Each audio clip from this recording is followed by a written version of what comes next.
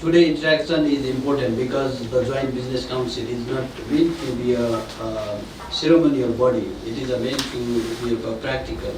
It should help our business pick up the phone, meet across the table, and actually start the working together.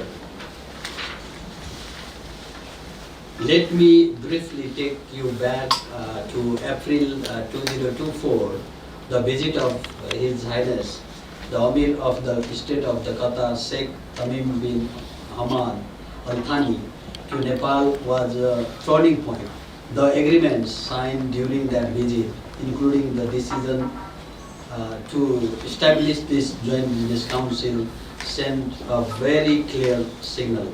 It said that our government trust each other and how expect the private sector to lead.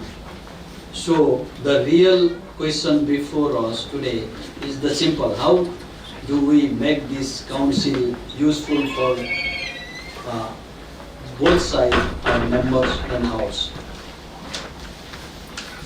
Nepal. The movement is in the important political phase. We are preparing for election with the House of Representatives vote scheduled for the March 5th.